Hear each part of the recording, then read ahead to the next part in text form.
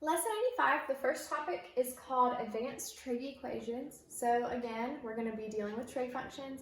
This time it says equations, so we are actually going to be solving for angles, solving for missing x's, that sort of thing. So the very first one says solve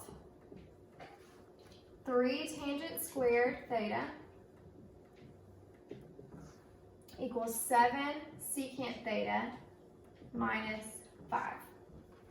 And we're limiting ourselves to between 0 and 360.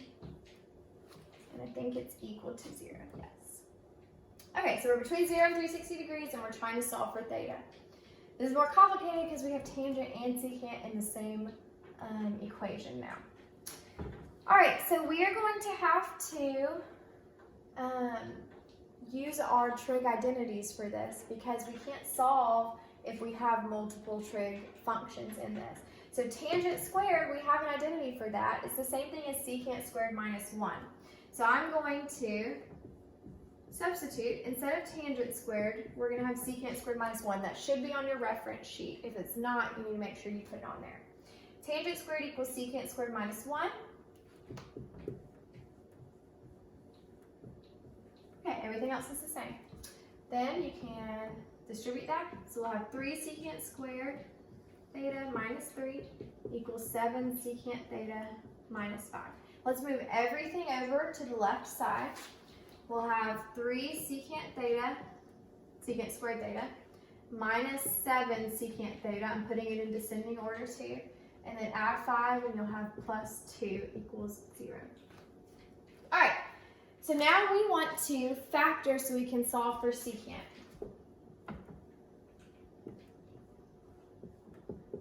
We haven't done ones like these since last year, I don't think.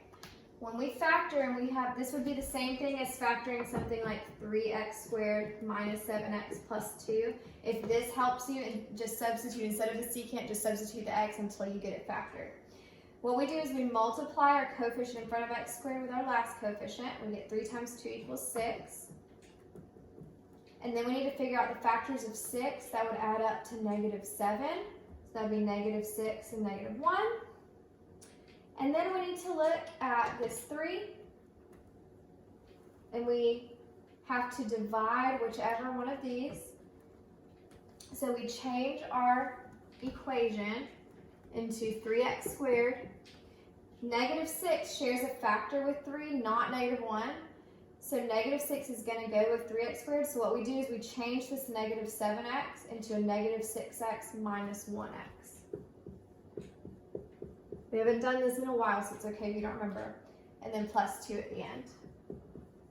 And then when we factor that, we can factor out from this first part, we can factor out a 3x, and we'll be left with an x minus 2.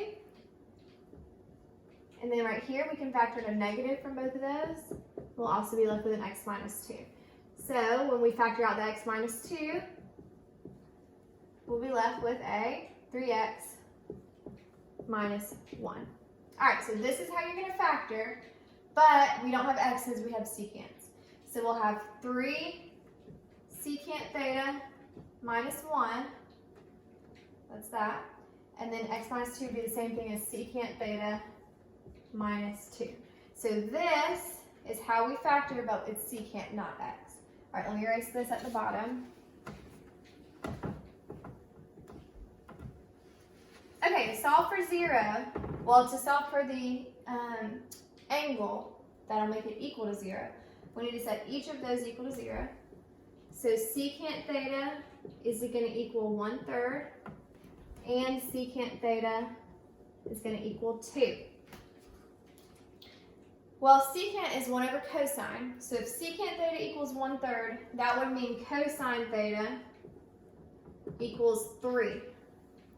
But we don't know anything that makes cosine theta equal to 3. It's impossible. So, impossible. We can't do it. Cosine theta cannot equal 3. Over here, secant theta equals 2, so cosine theta would equal 1/2. Cosine theta can equal 1/2, so let's look at our graph.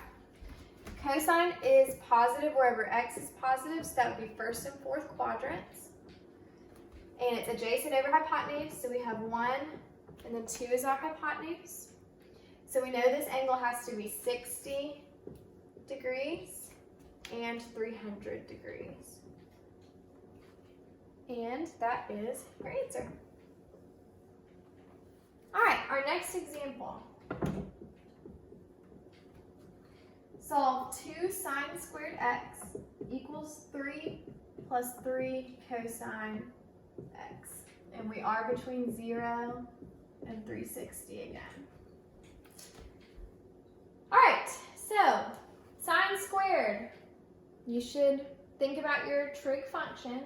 We know that sine squared is the same thing as 1 minus cosine squared x. That helps us because now we have only cosine x's left in our equation. So we'll have 2 times 1 minus cosine squared equals 3 plus 3 cosine x. All right, we're going to distribute this. So 2 minus 2 cosine squared x equals 3 plus 3 cosine x. All right, I'm actually going to move these to the right side so that this will become positive because I don't really want it to be negative. So I'll move them to that side. So 0 equals 2 cosine squared x plus 3 cosine x, and then I have a 3 minus 2, so plus 1. All right, we're going to factor this the same way we did the last one. Pretend this is 2x squared plus 3x plus 1. We're going to do 2 times 1, it's going to equal 2. And then the factors of 2 that equal 3 are 2 and 1, because 2 plus 1 equals 3. And then you figure out which one shares a factor with 2. That's going to be able to be factored out. So this 2 right here is what you're going to pair with that. So we're going to separate this into 2 cosine squared x plus 2 cosine x plus 1 cosine x plus 1. You'll factor out a 2 cosine x, be left with a cosine x plus 1 plus cosine x plus 1 at the end. So that was me factoring out of just this first half. So we have a cosine x plus 1 in both. Factor that out to the front. And you're left with a 2 cosine x plus 1. All right, so that's this equation right here. That's how we factor it. Then we need to solve for 0. So I'll have cosine x plus 1 equals 0. So cosine x equals negative 1 is that first one. And then I'll have 2 cosine x. So cosine x equals negative 1/2 will be my second one. All right, well, cosine x equals negative 1. Anytime I have 1 or negative 1, I know I have to look at the unit circle. Cosine x equals negative 1 at 180 degrees because that's where x is negative 1. So that's one of them. Done. Cosine x equals negative 1/2 in the second and third quadrants. 1, 2. Again, this is going to be a 60-degree angle, but I have 180 minus 60, and then I have 180 plus 60. So I'll have 120 and 240. So your answer is going to be all three of those. So you'll have 120, 180, and 240. All done. The last topic in lesson 85 is called clock problems. What you need to know about clock problems, they are just rate times time problems, just like we've been doing since last year. But the equation that we need to know for clock problems is that rate times time equals spaces. And what that means is the amount or the distance, the amount of spaces or the distance the hands move on a clock. So we're going to be talking, think about a clock, we're going to be talking about the big hand and the little hand. They're both going to be moving. We're going to have different rates. We're about to figure them out. So thinking about a clock, we have on a clock 60 minutes. So that means we have 60 1-minute spaces all the way around the clock. So we have 60 1-minute spaces. The big hand on the clock travels one of those spaces every minute because it marks the minutes of the clock. So the big hand travels one space per minute. Okay? The little hand,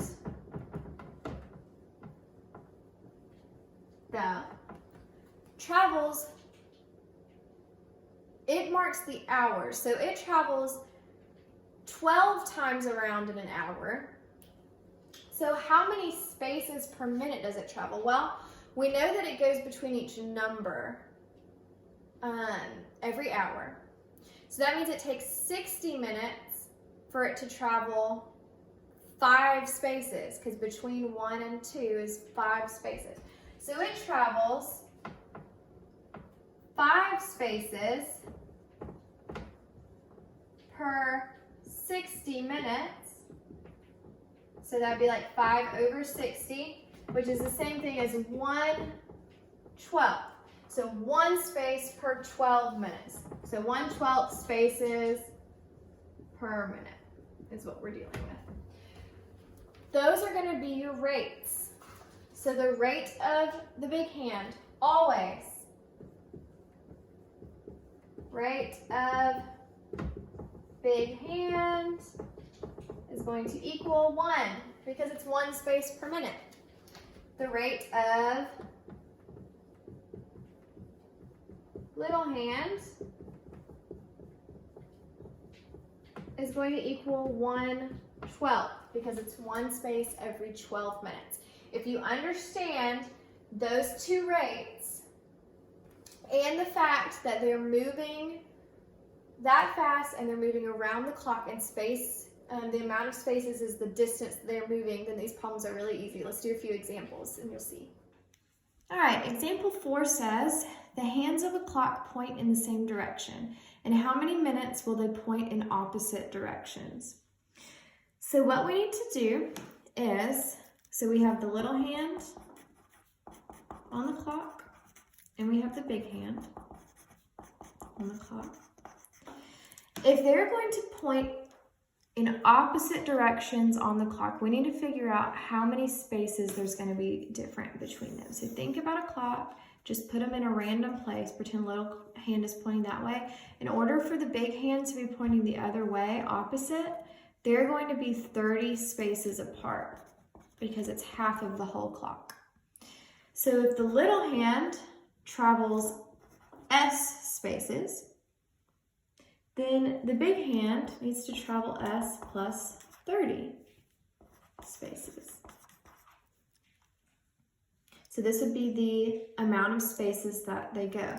So if we say rate times time equals number of spaces, what we're going to do for this problem is make a box. So go ahead and make your rate times time equals spaces box. We're going to have big hand and little hand.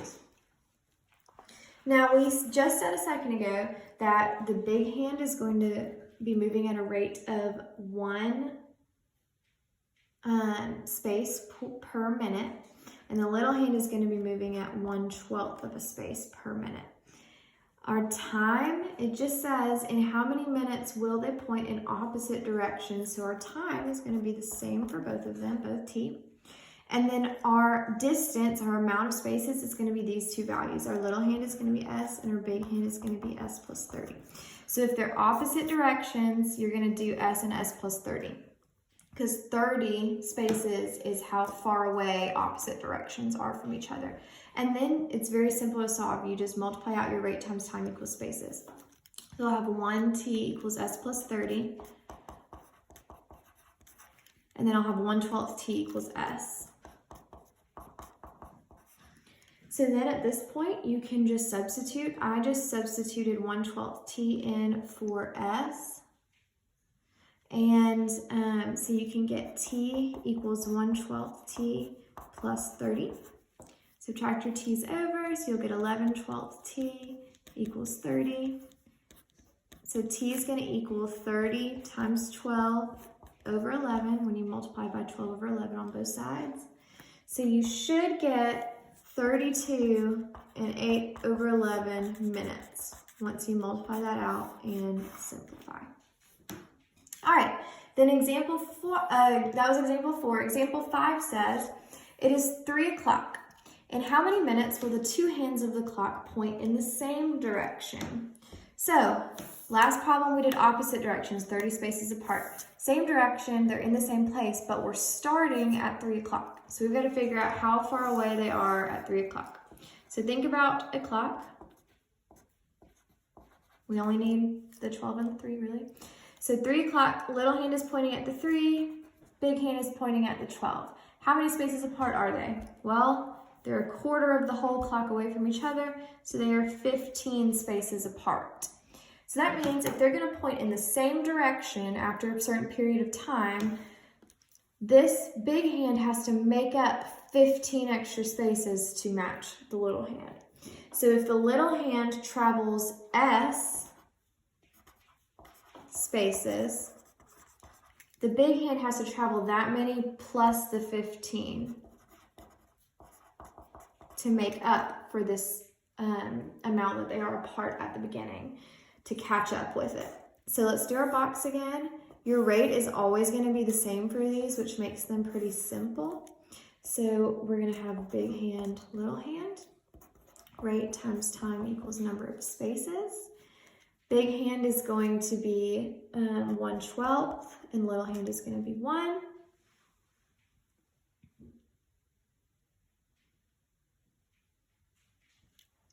And then your time is going to be the same for both of them again. Your, oh, I have this switched over here. Sorry, little hand is on top. Little hand, big hand. Your little hand is going to travel S amount of spaces, and your big hand is going to travel S plus 15 amount of spaces. And then you multiply across again. 1/12 t equals S. 1t equals S plus 15. Again, just like the last one, t is going to equal 1/12 S plus 15. So then 11 over 12, sorry, 1 over 12t. So 11 over 12t is going to equal 15.